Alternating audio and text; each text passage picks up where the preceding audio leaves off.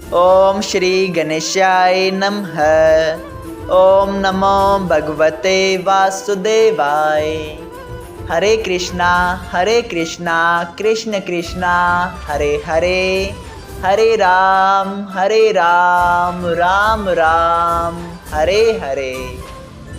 तव्हां सभिनी हरि भक्तन खे नमस्ते। प्यारा भक्तों, ही कथा पाण गुरु कृपा सां हासिल करे रहा आहियूं। श्री गणपति सरस्वती जो दरे ध्यान करियां थो मां भागवत महापुराण जो बयान, जंहिंमें व्यासदेव ऐं श्री सुखदेव जी कयो आहे श्री कृष्ण लीला जो गुणगान। सभई चओ जय भागवतम महापुराण।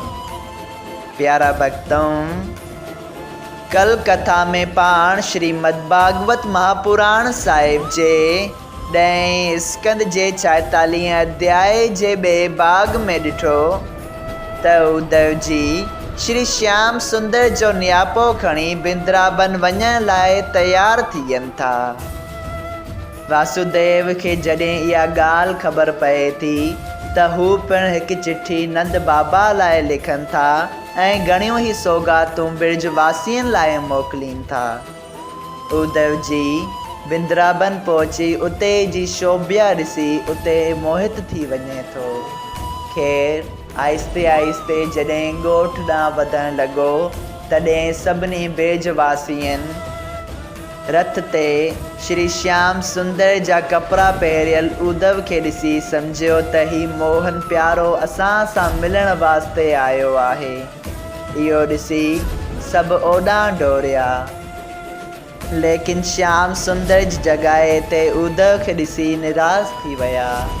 ख़ैर श्री श्याम सुंदर जो मोकिलियल अतिथि सम्झी नंद बाबा उन्हनि खे घर वठी वञी भोॼन कराए आराम करण लाइ हिकु सुहिणी सेजा सजाए ॾिनी।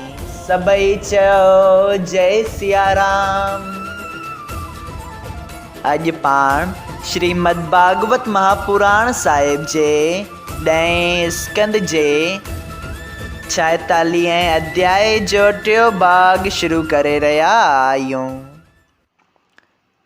श्री सुखदेव जी महाराज चवनि था, हे राजा, जॾहिं उद्धव थोरी देरि ताईं सुम्ही उथियो तॾहिं नंद ऐं यशोदा श्याम बलराम वासुदेव ऐं देवकीअ जा कुशल कल्याण पुछी चयो, हे उद्धव जी, वासुदेव ऐं देवकीअ जो बाग वॾो बलवान आहे जो श्याम ऐं बलराम उन्हनि जा पुट थिया आहिनि। इहो ॾाढो चङो थियो जो कंस अधर्मी पंहिंजे भाइरनि समेत मारिजी वियो।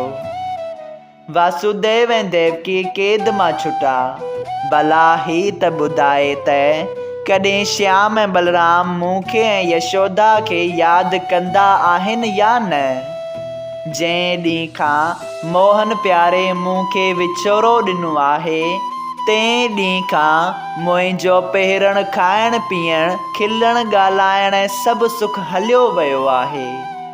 उन ॾींहं खां सवाइ राति ॾींहुं उन जे यादगिरी ऐं ध्यान में रही मखण ऐं रोटी खणी उन जी वाट ॾिसंदी आहे।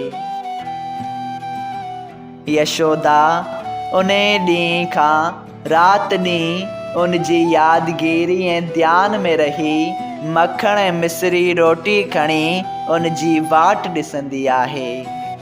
हे उद्धव, मां हमेशह ईअं संभरां त हिकिड़े ॾींहुं मथुरा वञी हिन खे ॾिसी अचां, पर छा करियां, संसारी कमनि खां छुटी नथो सघां। जॾहिं वन में वञण ते मोहन मूरत जे चरणनि जो निशान पृथ्वीअ ते ॾिसां थो तॾहिं मूंखे उहो गुमान पवे थो त शायदि हू किथे कुंजनि में भुलिजी पियो आहे, जंहिं करे खेसि ॻोल्हण थो लॻां।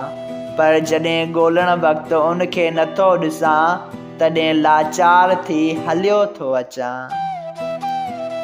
उन जी मुरली ऐं लकड़ ॾिसी जा हालत मुंहिंजी थिए थी सा मूं खां चई नथी वञे। मोहन प्यारे वरी मूं सां बिंद्राबन में हलण जो अंजाम कयो हो। सो ॿुधाए त हिते ईंदो या न। ॾिसां त मुंहिंजो बाग़ कॾहिं थो जाॻे जो उनजो दर्शन मिलंदो। हे उद्धव, मूं श्याम सुंदर खे पुटु सम्झियो हो ऐं हुन बि मूंखे पिता सॾियो थे, पर उन्हनि वॾियुनि आफ़तनि ऐं मुश्किलातनि में ब्रजवासियुनि जी रखिया कई। हे उद्धव, उन नंढपण में ही पूतना राक्षसनि बकासुर, अगासुर ऐं ॿियनि वॾनि राक्षसनि खे मारे काली नाग खे जमुना जल खां ॿाहिरि कढियो ऐं उन जे फन ते नाच कयो। गोपियुनि जो मखण चोराए उन्हनि सां रास लीला कई ऐं केतिरा ई बाल चरित्र असांखे ॾेखारे ॾाढा सुख ॾिना। ॿुधा त उन्हनि ॻाल्हियुनि जी वार्ता हू कॾहिं वासुदेव ऐं देवकीअ सां बि कंदो आहे या न। हे उद्धव, मां गर्ग मुनीअ जे चवण सां सम्झां थो त हू पार ब्रह्म परमेश्वर आहे ऐं पृथ्वीअ जे बार लाइण वास्ते पंहिंजी इच्छा सां अवतार वरितो अथसि। सभई चओ जय सिया राम। माता यशोदा रोई उद्धव खे चयो, असांखे कृष्ण ऐं बलराम जी सेहत बाबति ॿुधायो। हू चई विया हुआ त जल्द ईंदा, पर अञा त पतो कोन अथनि।